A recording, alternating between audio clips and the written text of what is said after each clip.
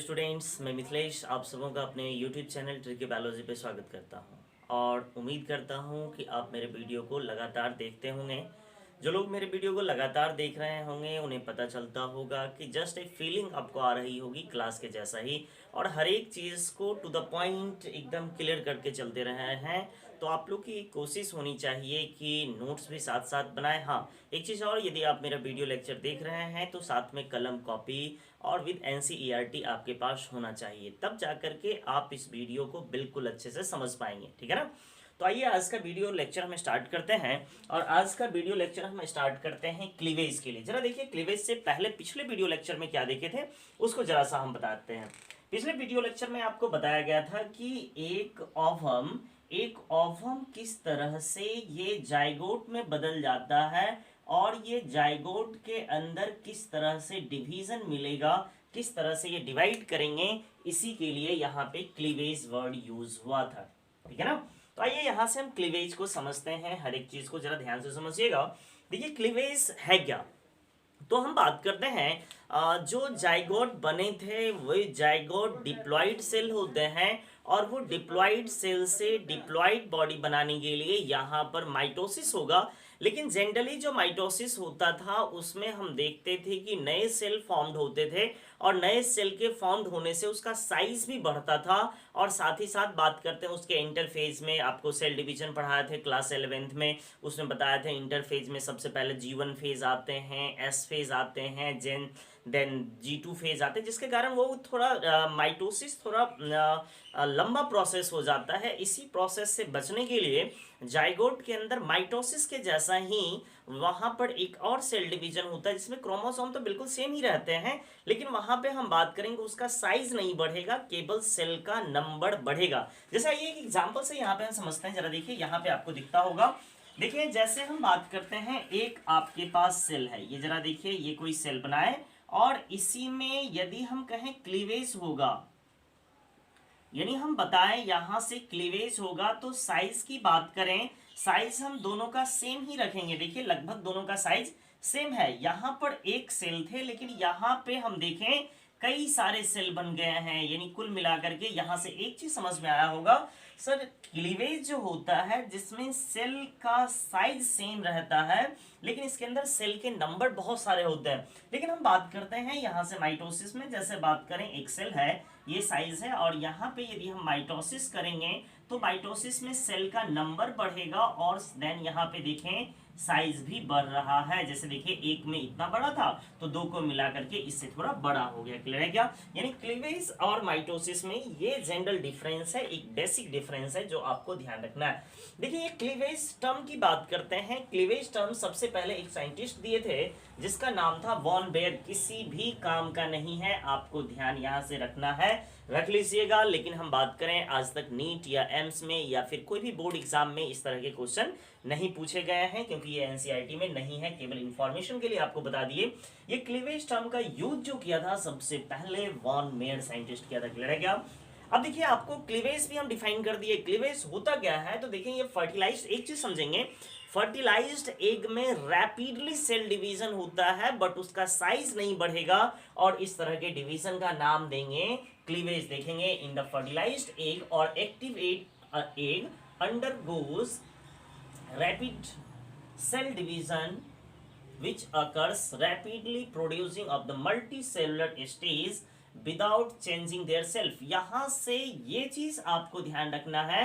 देखिए, क्लीवेज हर तरह के सेल में नहीं मिलेगा, क्लीवेज केवल फर्टिलाइज्ड एग या फिर एक्टिव एग में मिलेंगे। देखेंगे यहां से क्वेश्चन आपसे क्या पूछा जा सकता है, आपसे क्वेश्चन पूछा जा सकता है, बताइए क्लीवेज किस में मिलेगा, तो फर्टिलाइज्ड एग कहेंगे या फिर एक्टिव एग कहेंगे। क्लियर है क्या? ये फर्टिलाइज्ड एग में एक्टिव सेल डिवीजन मिलता है, रैपिडली सेल डिवीजन मिलता है, और इसी का नाम देते हैं क्लीवेज, जिसके कारण हम देखेंगे उसके सेल के नंबर तो बढ़ेंगे लेकिन यहाँ पे साइज सेम रहेगा।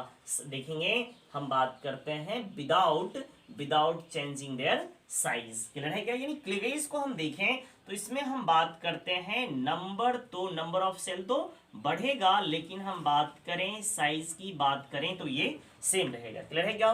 फिर देखिए यहां से अब देखिए क्लीवेज के अंदर देखें एक सेल था, ये जाइगोट इसको कहें, और इस जाइगोट में यदि क्लीवेज हुआ तो क्लीवेज का जो नया सेल जितने भी बनेंगे इसको कहेंगे ब्लास्टोमियर। देखें ये भी वीवीआई क्वेश्चन है, ये कई बार नीट के एग्जाम में, कॉम्पिटेटिव एग्जाम में पूछ लिया है। जो पॉइंट हम यहाँ पे आपको क्लियर किए हैं, क्लियर है क्या? जरा देखें यहां से हम देखें, इसमें आपको बताया है ये जो क्लीवेज प्रोसेस से जो भी सेल बनता है, ध्यान दीजिएगा, क्लीवेज प्रोसेस से जो सेल बना है, जाइगोट के जो नए सेल बने हैं उसका नाम बोलते हैं ब्लास्टोमियर। ये कई बार एग्जाम में पूछा हुआ क्वेश्चन है और आपको ध्यान भी रखना है इस ब्लास्टोमियर को, क्लियर है क्या? अभी तक देखिए कुछ टर्म आपको समझाया है। सबसे पहले क्लीवेज टर्म कौन दिया था, वॉन मेयर की बात करें। देन फर्टिलाइज्ड या एक्टिव एग जो अंडरगोज मतलब एक्टिवली रैपिडली सेल डिवीजन जो करता है, इसी का नाम देते हैं, इसी का नाम हम देते हैं क्लीवेज, जिसके थ्रू एक मल्टी सेलुलर रिजल्ट बनता है। इसमें किसी भी तरह का साइज नहीं बदलता है और इससे बना हुआ जो प्रोडक्ट सेल होता है उसका नाम देते हैं ब्लास्टोमियर, क्लियर है क्या?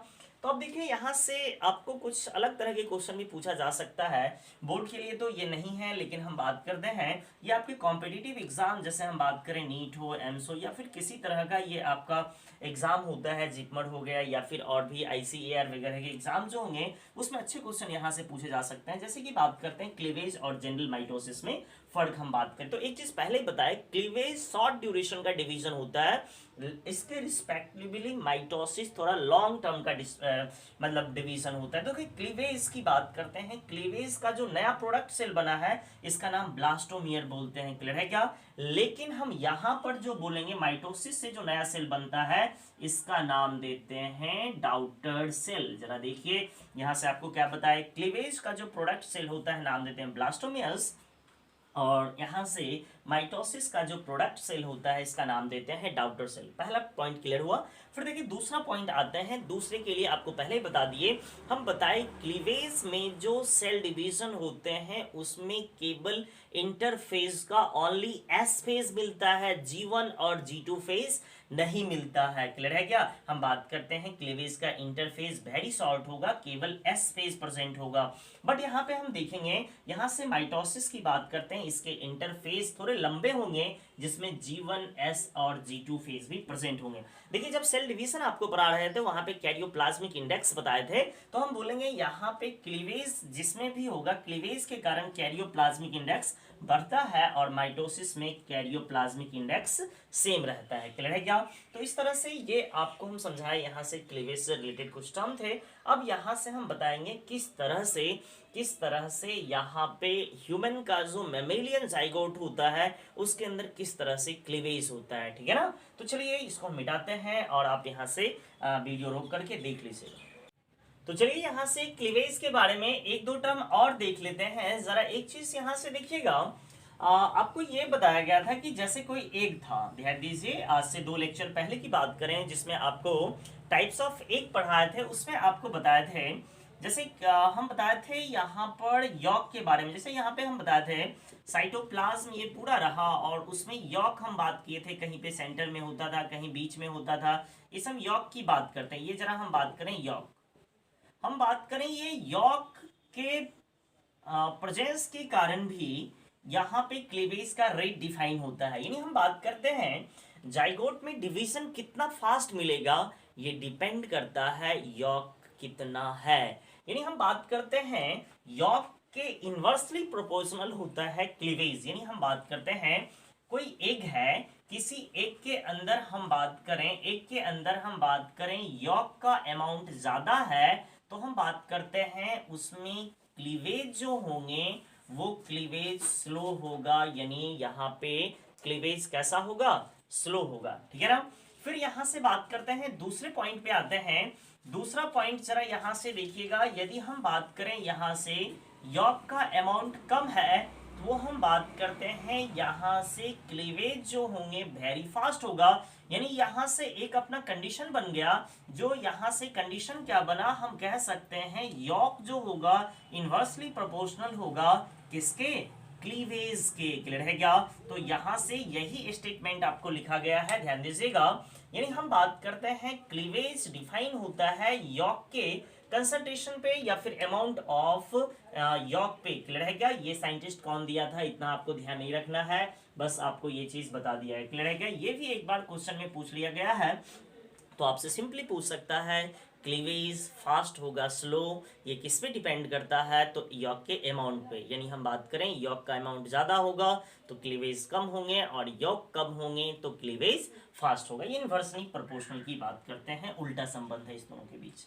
अब देखिए यहाँ से क्लीवेज को हम दो पार्ट में डिवाइड करते हैं, एक का नाम देते हैं कंप्लीट होलोब्लास्टिक और दूसरे का नाम देते हैं इनकम्प्लीट या हेट्रोब्लास्टिक। आइए इसको समझते हैं। हम बात करते हैं यहाँ से होलो का मतलब सेम, यानी हम बात करेंगे यहाँ से क्लीवेज इन, हम देखेंगे क्लीवेज इन फुल एग, यानी हम बात करेंगे यदि क्लीवेज का प्रोसेस पूरे एग में इक्वल चलेगा तो इसका नाम क्या देंगे?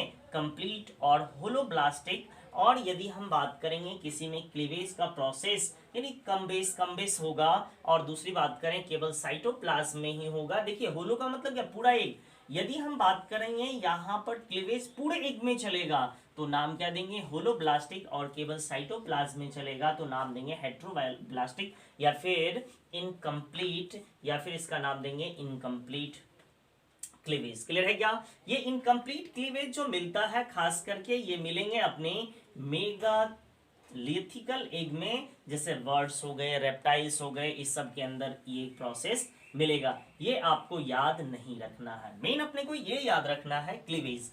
देखिए क्लीवेज हम लोग ह्यूमन के अंदर जो होता है होमोब्लास्टिक या फिर होमोब्लास्टिक कह सकते हैं, यह कंप्लीट क्लीवेज होता है। और ये भी दो प्रकार के होते हैं, एक इक्वल और अनइक्वल। तो अपना वाला जो होता है अनइक्वल होता है, यानी कुल मिलाकर के आपको पूछ लेगा क्लीवेज के लिए बताएं तो ह्यूमन में कैसा क्लीवेज होगा, तो हम बात करेंगे होमोब्लास्टिक या फिर कंप्लीट क्लीवेज होगा। ये इक्वल होंगे या अनइक्वल होगा, तो अनइक्वल होगा। अनइक्वल का मीनिंग क्या? मतलब हम बोलेंगे यहाँ से जैसे एक आपके पास जाइगोट है, इस जाइगोट से देखिए जाइगोट में जब क्लीवेज होगा तो इसके बाद सेम साइज के यहाँ पे सेल बनेंगे, सेम साइज के मल्टीसेलुलर सेल बनेंगे। तो हम देखेंगे ये जो सेल हैं ब्लास्टोमियर, देखें कोई ब्लास्टोमियर छोटे भी हो सकते हैं या फिर कोई ब्लास्टोमियर बड़े भी हो सकते हैं। तो बात करेंगे यहाँ से अनइक्वल और इक्वल की बात किए हैं तो ये साइज ऑफ ब्लास्टोमियर, यही अपना क्या है? ब्लास्टोमियर है। क्लियर है क्या? तो हम बात करेंगे यहाँ से, फिर से देख लीजिए क्लीवेज की बात करें कंप्लीट और इनकम्प्लीट। इनकम्प्लीट अपने को ध्यान नहीं रखना है, ध्यान रखना है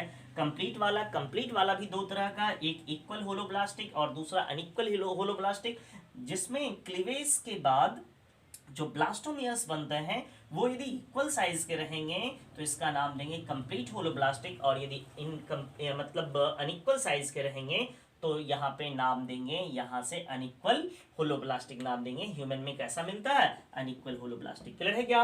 अब यहाँ से हम देखते हैं क्लीवेज की कुछ सिग्निफिकेंस आपको बता दें तो क्लीवेज का सिग्निफिकेंस क्या होगा भाई? वो जनरली हम देखें तो वो एम्ब्रायोजेनेसिस के लिए फास्ट कम टाइम में डिवीजन करवाएगा, ये किसी काम का नहीं है। तो आइए यहाँ से अब आगे हम आपको बताते हैं किस तरह से फर्टिलाइज्ड एग आगे चल करके क्लीवेज करता है और मॉरूला बनाता है, ब्लास्टोसिस्ट बनाता है। ये सारे हम कंटेंट की बात अब हम करते हैं, ठीक है ना? तो आइए एक डायग्राम बनाते हैं, इसको हम मिटाते हैं और आप लोग इजिली यहाँ से लिख लीजिएगा, ठीक है ना?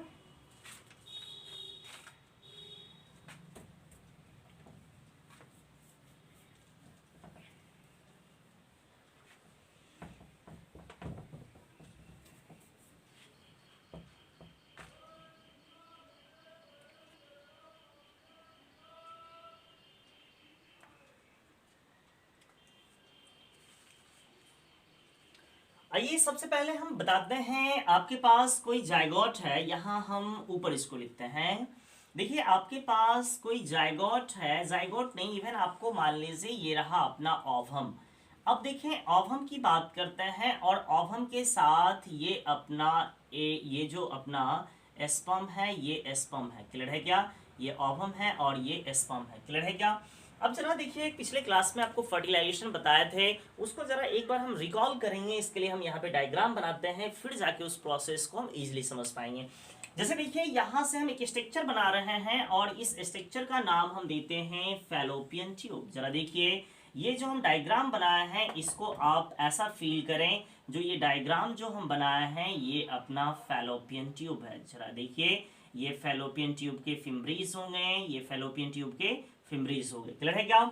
फिर जरा देखिए, यहां से जो हम स्ट्रक्चर बनाया है इसको आप कंप्लीटली यहां से समझें यूटेरस है, यूटेरस का बॉडी है। क्लियर है क्या?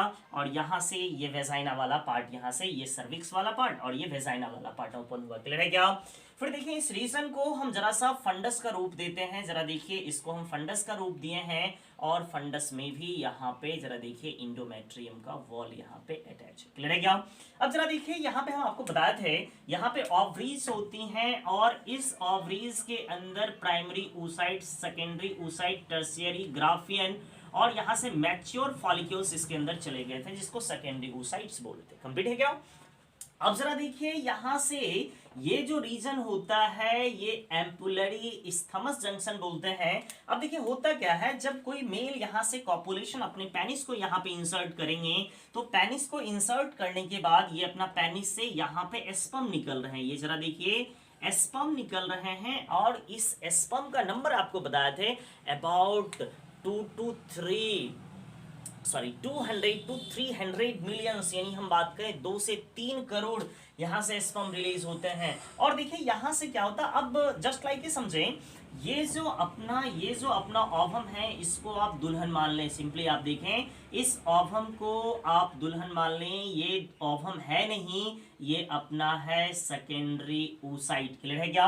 ये सेकेंडरी oocytes को आप दुल्हन मान लें कुछ यूं, और ये जो स्पर्म अपने जा रहे हैं इस स्पर्म को आप दूल्हा मान लें, ये स्पर्म को दूल्हा मान लें। ठीक है ना? अब देखो यहाँ पे होगा क्या, हम बात करेंगे दुल्हन तो एक है लेकिन दूल्हे यहाँ पे 200 से 300 मिलियन यानी 2 से 3 करोड़ हैं। अब जरा देखिए, ये यहाँ से यहाँ तक, अब देखिए यहाँ से रेस लगाया जाएगा और इस रेस में जो स्पर्म जितना ज्यादा फास्ट होगा, जिस स्पर्म की मोर्टेलिटी, उसकी गतिशीलता, उसकी स्पीड जितना फास्ट होगा वो इधर की तरफ मूव करेगा। एक बात पता है, मेरे जब भी कोई स्टूडेंट्स या फिर कोई अपने फैमिली मेंबर या फिर दोस्त मेरे खूब ज़्यादा परेशान होते हैं, खास करके मेरे एज ग्रुप को, तो हम कहते हैं बेटा तू परेशान क्यों हो रहा है, भाई तू परेशान क्यों हो रहे, दोस्त तू परेशान क्यों हो रहा है। भाई तुम्हारा जन्म ही तभी हुआ है जब 100 करोड़ को तुम्हारा बॉडी जिससे बना है, वो जिस स्पर्म से बना है ना, वो 1 करोड़ स्पर्म को पीछे छोड़ करके तब तुम बना है, तो तुम परेशान क्यों हो रहे हो यार। यानी कुल मिलाकर के यहाँ से स्पर्म बहुत सारे होते हैं, इसमें से वो स्पर्म जिसकी मोर्टेलिटी काफी ज्यादा फास्ट होती है वो स्पर्म इधर के तरफ मूव करता है और इस स्पर्म को मूव करते हुए देख करके ओवम भी मूव करती है और ओवम यानी सेकेंडरी oocytes पहुंच जाती है कहाँ पे, एम्पुलरी स्थमस जंक्शन। नीट का कई बार पूछा हुआ क्वेश्चन है, इसका नाम देंगे ampullary isthmus junction, ampullary isthmus junction. Clear है क्या? यानी ये क्वेश्चन आपको कई बार पूछा गया है, एनसीईआरटी कहती है फर्टिलाइजेशन के लिए एग्जैक्ट लोकेशन जो होता है वो फैलोपियन ट्यूब ओविडक्ट के एम्पुलरी स्थमस जंक्शन होते हैं। अब यहाँ पे स्पर्म आया और स्पर्म आकर के ये फर्टिलाइजेशन कर लिया। फर्टिलाइजेशन करने के बाद होता क्या है, ये secondary oocytes meiosis second complete करते हैं और इसके बाद एक ओवम बनाता है और दूसरा सेकेंडरी oocytes बनाते हैं। सेकेंडरी oocytes का कोई काम नहीं होता, ये यूं ही डिस्ट्रॉय हो जाते हैं और ये फर्टिलाइजेशन के बाद एक स्ट्रक्चर बना लेता है जिसका नाम देते हैं जाइगोट। ये देखिए, ये बन गया अपना जाइगोट, यानी हम बात करें ये जाइगोट बन गया। और जाइगोट बनने के बाद ध्यान दीजिएगा, जाइगोट बनने के बाद ये यहाँ से 2 सेल स्टेज में बदल जाएंगे।